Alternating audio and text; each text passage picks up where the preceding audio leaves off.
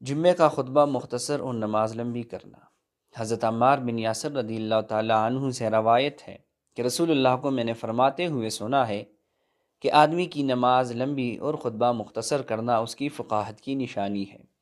حاصل کلام اس حدیث میں خطیب کی عقلمندی کی علامت یہ بیان ہوئی ہے کہ اس کا خطبہ مختصر اور نماز لمبی ہوا کرتی ہے۔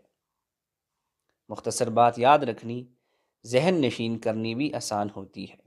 جناب رسول صلی اللہ علیہ وآلہ وسلم کا جمعہ عام طور پر خطبہ مختصر مگر جامعہ ہوا کرتی تھی، جسے یاد رکھنا یا حفظ کرنا اور آسانی کے ساتھ زبان پر جاری ہو جایا کرتے تھے۔